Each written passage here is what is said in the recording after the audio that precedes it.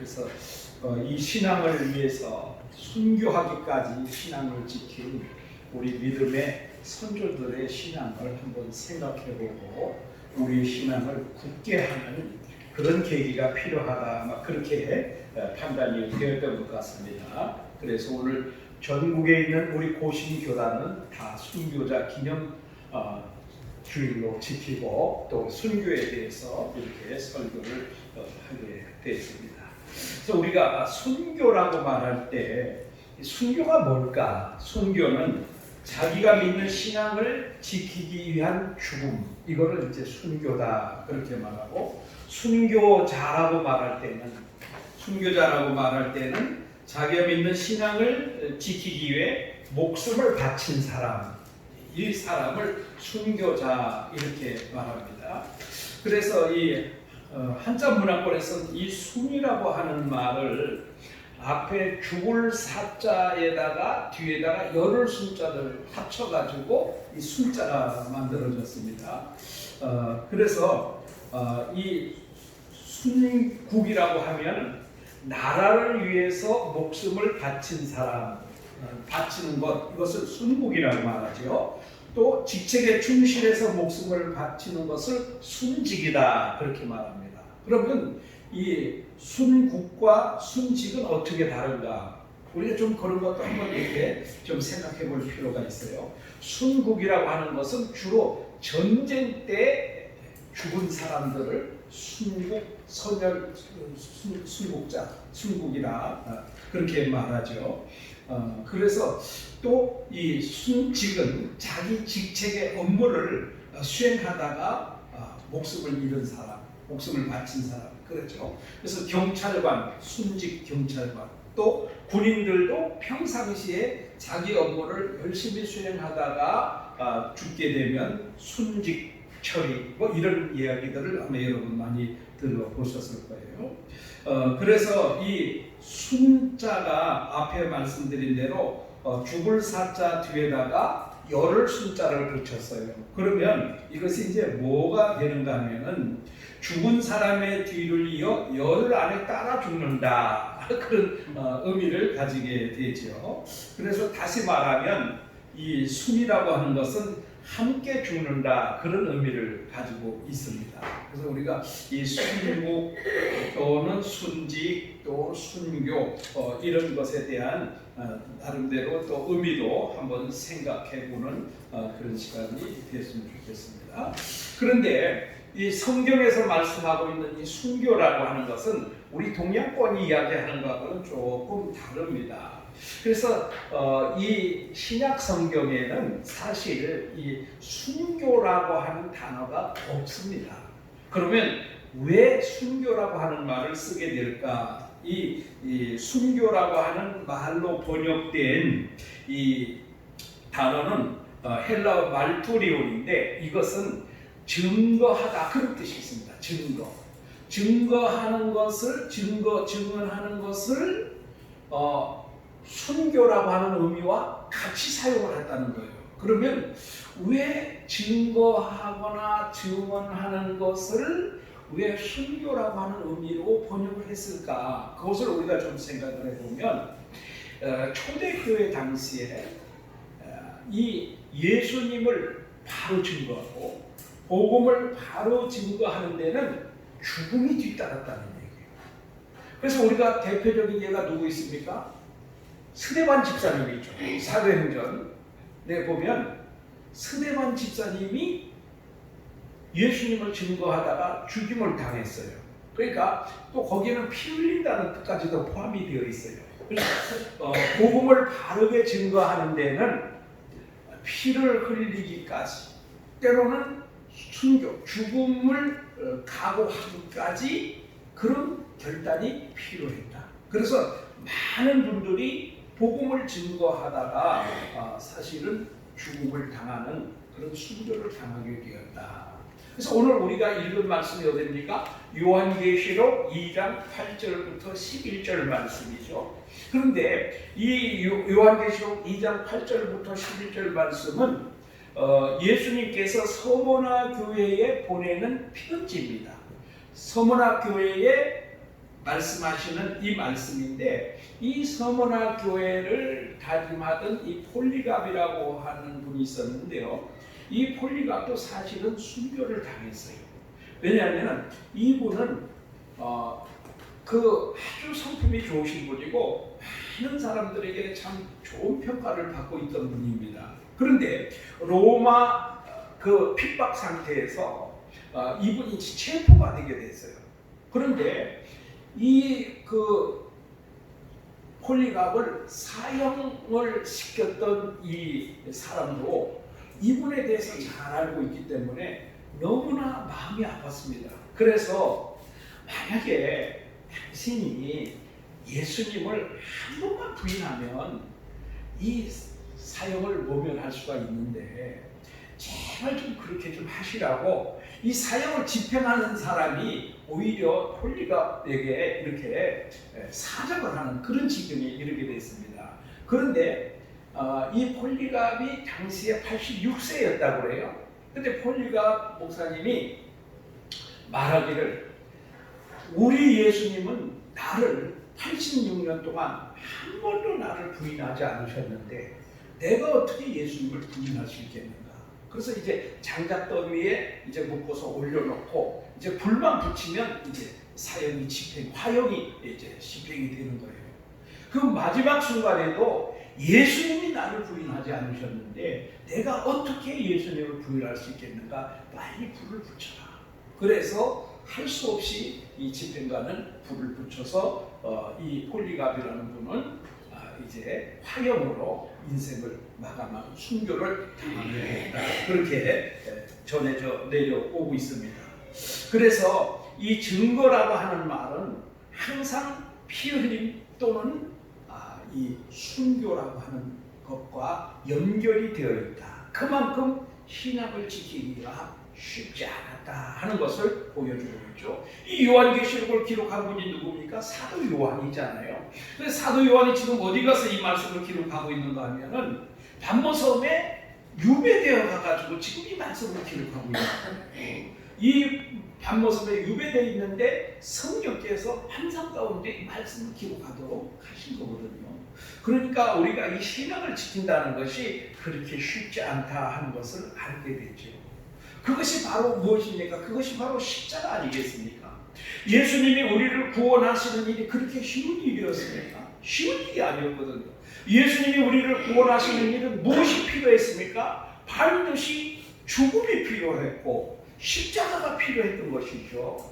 그러니까 예수님이 우리를 구원하실 때 이 십자가와 죽음이 없었다면 우리를 구원하지 못했던 것처럼 오늘도 우리가 예수님의 복음을 증거하는 데는 피 흘리기나 아니면 또 순교하는 그런 희생이 뒤따르지 않고는 예수님의 말씀을 그 복음을 바르게 전할 길이 없다 하는 거죠. 그런데 지금 우리의 현실은 어떻습니까? 우리는 다 예수를 믿고 구원받기를 원하고 복받기를 원하는데 무엇은 빼고요? 십자가는 빼고 희생은 빼고 순교는 빼고 피 흘리는 건 빼고 평안하게 안전하게 좋은 상태에서 예수 믿고 구원받고 복받기를 원하는 거죠.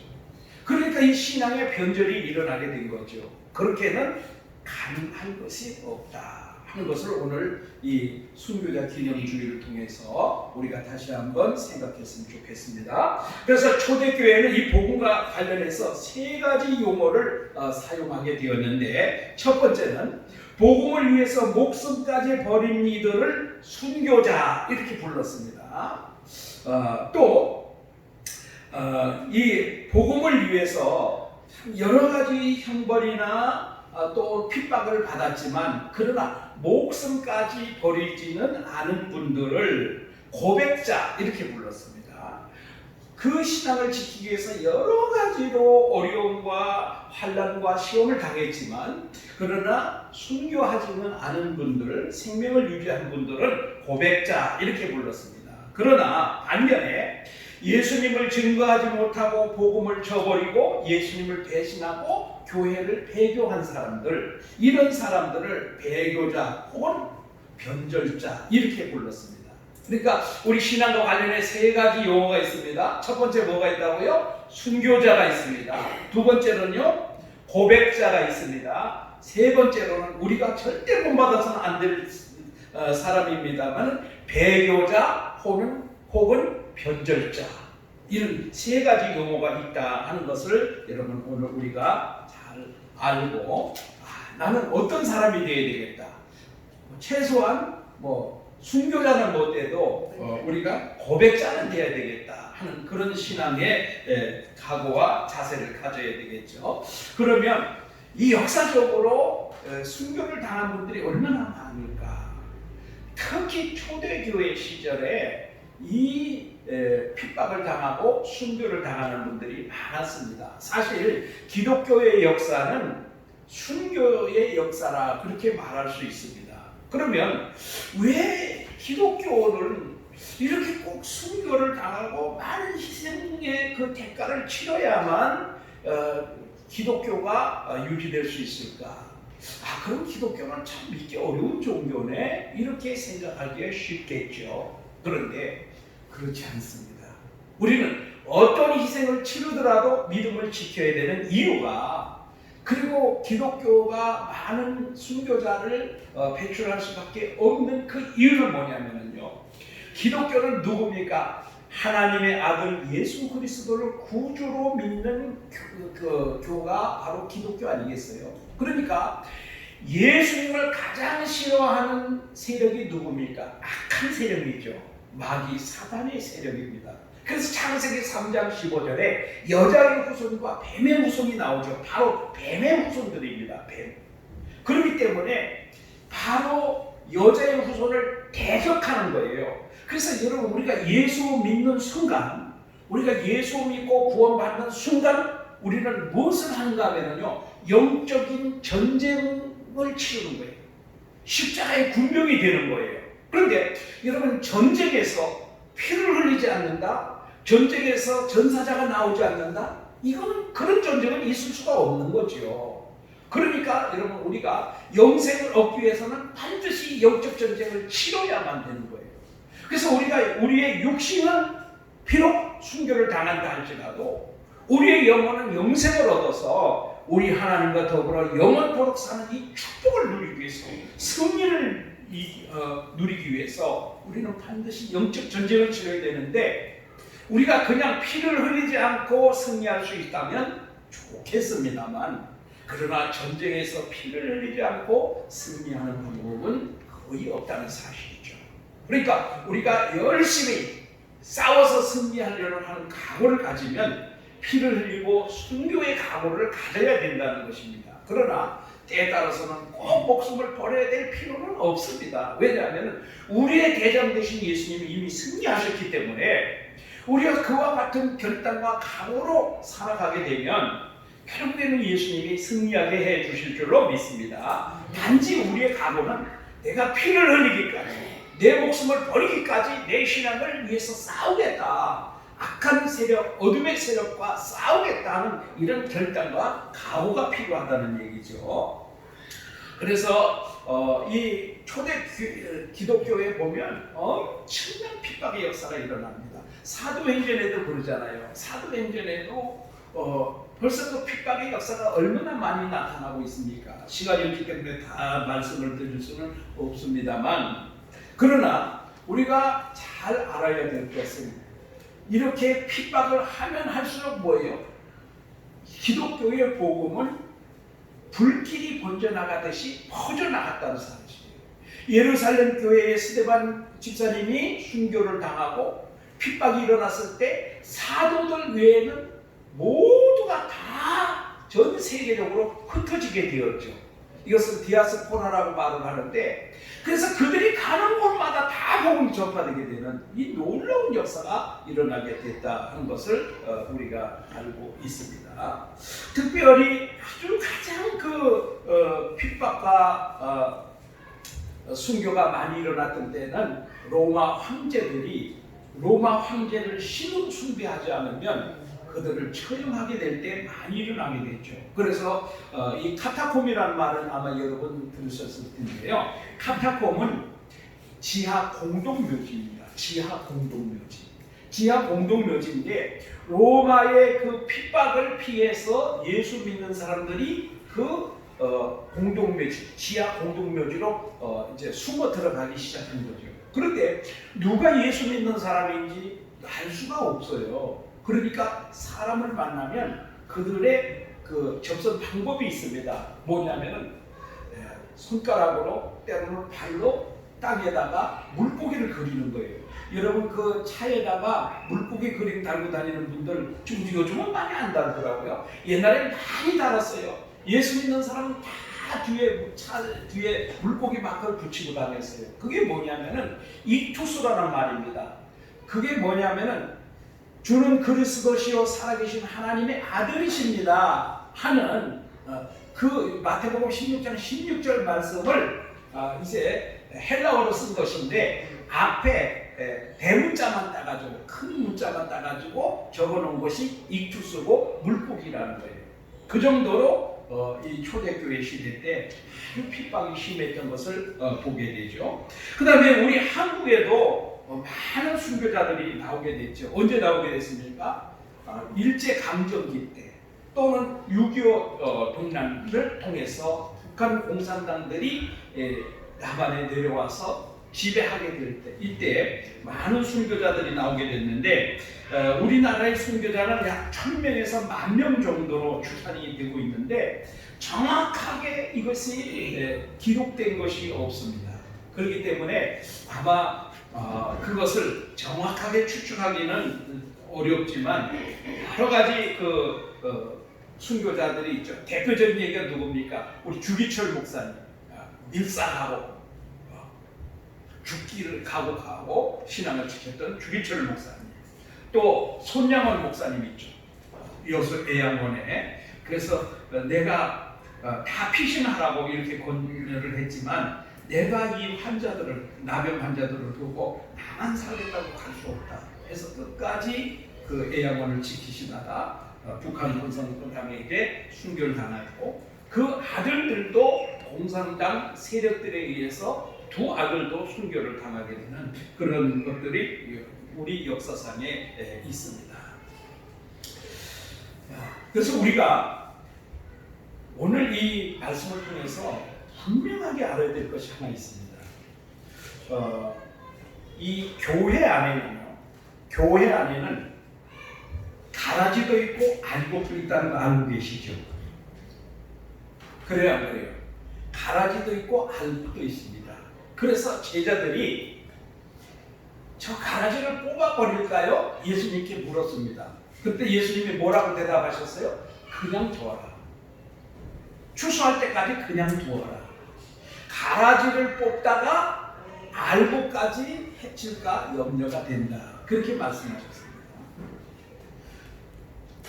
다른 말로 요즘 현대말로 바꿔서 말하면요, 교회 안에는 좌파도 있고 우파도 있습니다. 교회 안에는 좌파도 있고 우파도 있습니다. 그럼 한국에서 좌파라고 말하면 누구일까요? 공산주의자들을 추종하는 자들, 이런 사람들을 좌파라고 한국에서는 이렇게 통칭되고 있습니다. 그러면 교회 안에는 좌파가 있을 수 있을까요? 없을까요? 교회 안에는 좌파도 있을 수 있고 우파도 있을 수 있습니다. 뭔 얘기인지 아시죠? 아주 이거 잘 새겨 들으셔야 돼요. 이거 여러분 머릿속에 꼭 넣어두셔야 돼요. 교회 안에는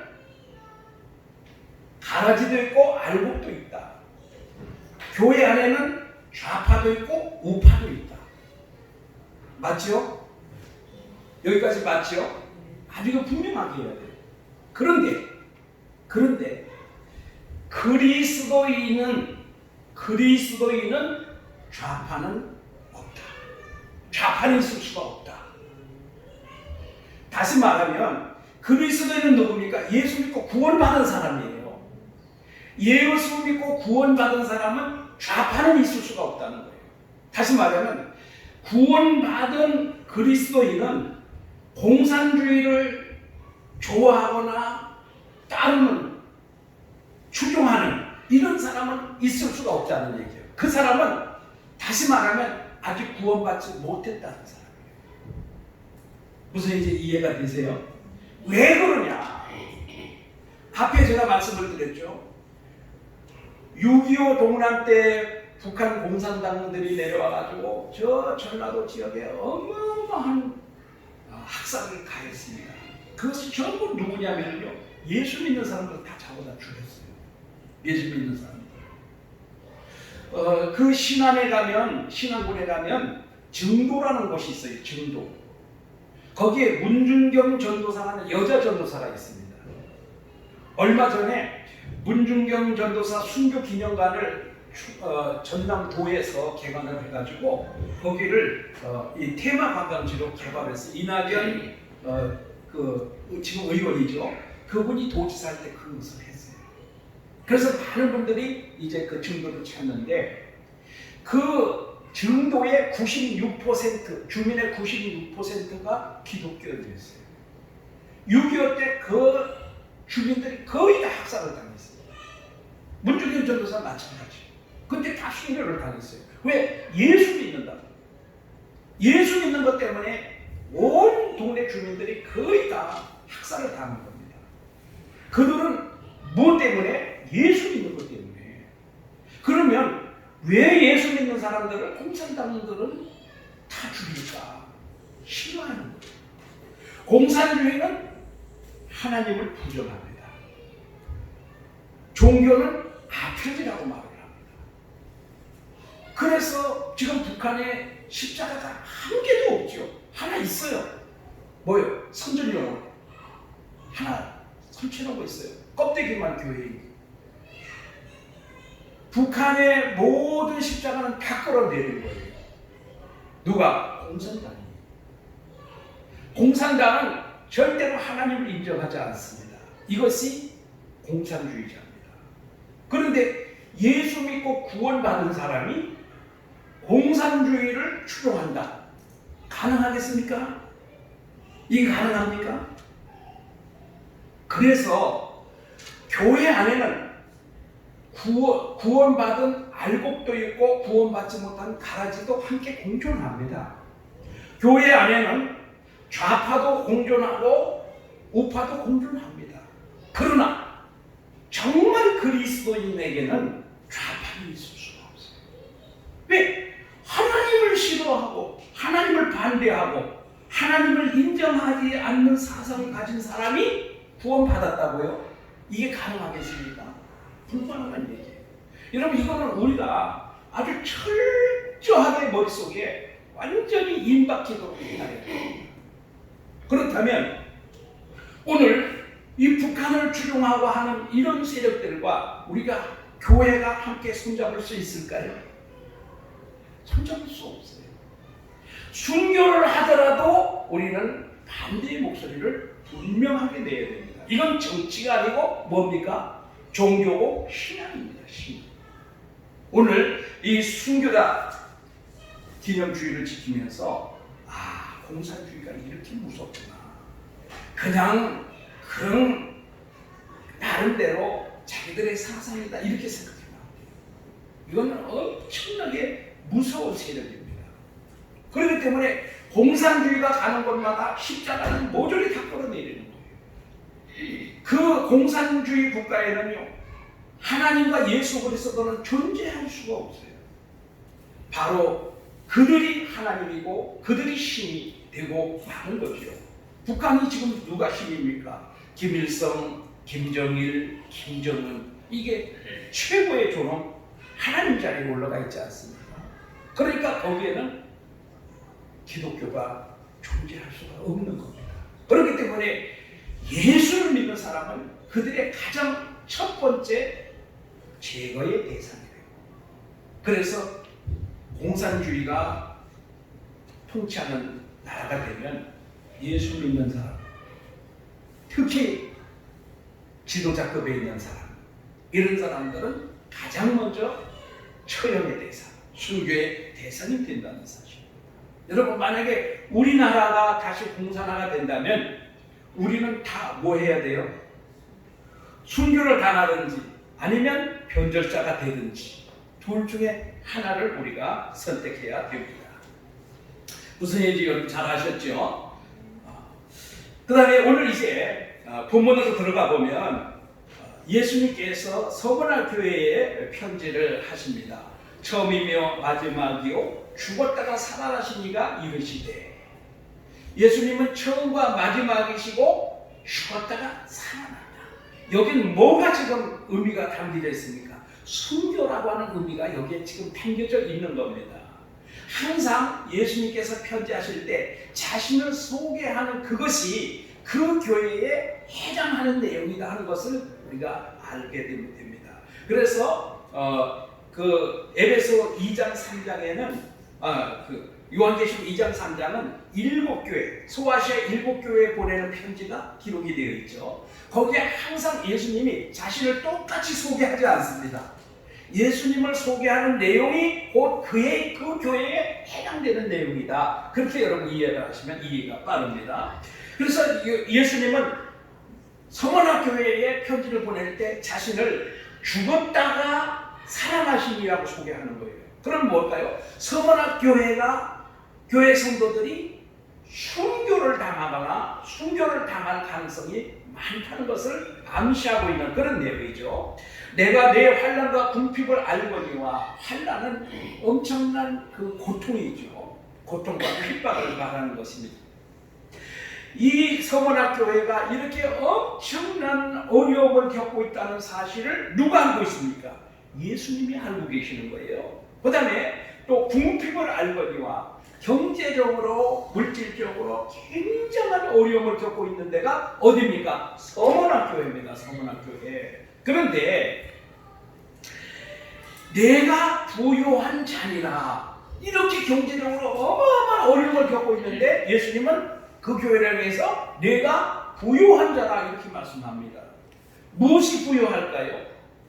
물질적으로는 어려운데요, 우리 하나님 주시는 은혜가, 그리고 우리 하나님 주시는 축복이 크다는 것을 지금 말씀하고 있습니다.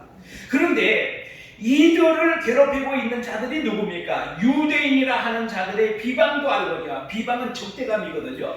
적대시하는 사람들을 알거니와, 실상은 유대인이 아니요 사탄의 회당이라. 너희를 괴롭히고 있는 이 유대인들이 예수님 잘 믿고 그 율법 잘 지키고 이러는 자들이 아니라 사실은 사탄이라, 이렇게 말씀을 하고 있습니다. 너는 장차 받을 고난을 두려워하지 말라. 볼지어다 마귀가 장차 너희 가운데서 몇 사람을 오게 던져 시험을 받게 하려니, 감옥에다 집어넣고 여러 가지 시험을 받게 한다는 것이요, 너희가 10일 동안 환난을 받으리라. 10일 동안은 긴 세월이 아니라 잠깐이라는 것입니다. 우리가 이 신앙을 위해서 시험을 받고 환난을 당하고 고통을 받아도 그것이 10일, 긴 기간이 아니라 잠깐 지나가는 시간에 불과하다는 거죠.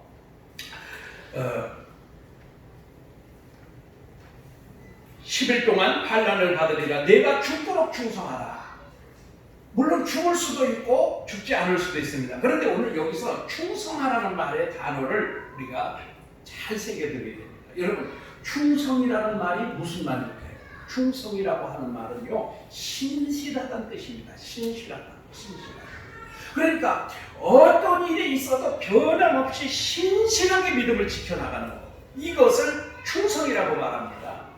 내가 죽도록 충성하라. 죽음이 내 앞에 온다 하더라도 내가 믿음 앞에서 신실하게, 내 믿음을 신실하게 잘 지켜라, 그런 얘기예요. 그리하면 내가 생명의 면류관을 주리라. 생명의 면류관, 면류관은 뭡니까? 승리, 축제, 그런 뜻이잖아요. 승리한 사람에게 머리에 씌워주는 것이 면류관이잖아요. 그러면 내가 그 믿음의 경주를 잘 했다고 예수님 하나님께서 그에게 주시는 면류관이 뭡니까? 생명의 면류관. 육신은 비록 순교를 당하거나 또는 핍박을 당할 수 있으나, 그러나 뭡니까? 영생의 면류관을 너희에게 주리라 말씀하고 있습니다. 귀 있는 자는 성령이 교회들에게 하시는 말씀을 들을지어다. 이기는 자는 둘째 사망의 해를 받지 아니하리라. 둘째 사망이 뭡니까? 요한계시록에 보면 지옥 가는 거죠. 완전 지옥에 들어가는 것을 둘째 사망이다, 그렇게 말씀합니다. 이렇게 믿음을 죽을 각오로 믿음을 지키는 자들에게는 절대로 지옥 가는 일이 없도록 영생하도록 우리 하나님이 그 생명의 면류관을 주시겠다고 말씀하고 있습니다. 여러분, 시간이 없어서 더 이상 길게 말씀을 드릴 수가 없는데요. 한번 여러분 오늘 이 현실 속에서 우리의 신앙을 한번 돌아보세요. 오늘 현실 속에서 내 신앙을 여러분 한번 돌아보세요. 지금 코로나 때문에 난리도 아니지 않습니까? 그런데 그 코로나가 우리의 믿음을 지금 위협하고 있어요. 내가 교회 갔다가 이 코로나에 걸려가지고 죽지 않을까? 이런 염려 때문에 예배를 바로 드리지를 못한다는 얘기입니다. 코로나가 나를 죽일지 살릴지는 누구에게 달려있어요? 하나님께 달려있습니다. 또 정부에서 예배를 드리지 못하도록 예배 금지 명령 같은 걸 발동하고 있죠. 그러면 예배를 그들 말대로, 여러분 강행이라는 말을 절대 쓰면 안 돼요. 그들 말대로 예배를 강행했다가 어떤 처벌을 받는다고 생각할 때 우리는 그 법이 겁이 나서 처벌받는 것이 두려워서 예배를 금지해야 될까요? 잘 판단해야 돼요. 뭘 판단해야 되냐면요, 우리가 이 법을 어기는 것, 법을 어기는 건 반드시 처벌을 받아야 돼요. 예를 들면 예방수칙 있잖아요. 예방수칙을 안 지켰으면 벌금을 내든지 처벌을 받아야 돼요. 교회를 받아야 돼요. 공무원들이 와가지고 예방수칙을 지키는지 안 지키는지 점검하겠다. 그 교회 핍박 아닙니다. 그 전염병을 확산하는 것을 예방하기 위한 예방조치고 수단이에요. 그건 정부가 당연히 해야 될 일입니다. 근데 이 수칙을 안 지키고 막 자기들끼리 요즘에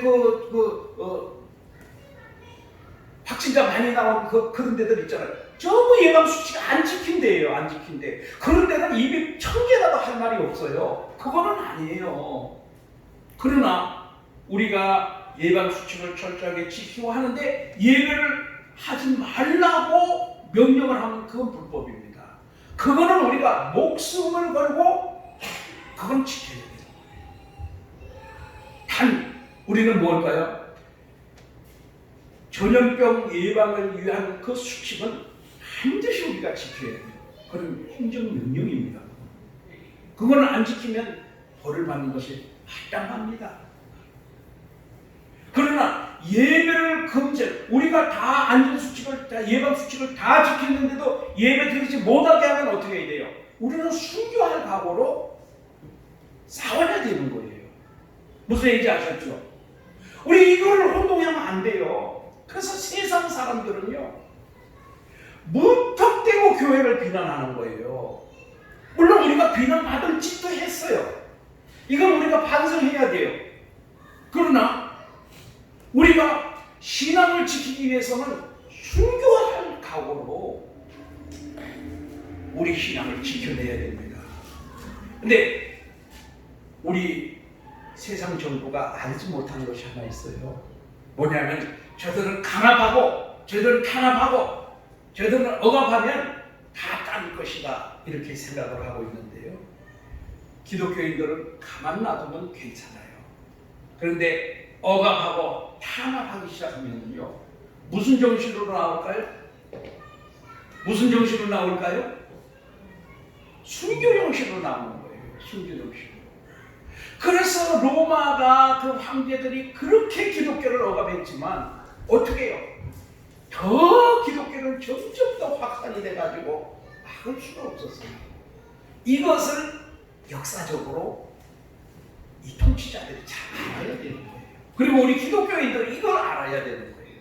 그래서 여러분 오늘 순교자 기념주일인데요, 코로나가 우리의 신앙을 꺾지 못한다. 세상 정보가 우리를 탄압해서 우리를 예배드리지 못하도록 탄압할 수 없다.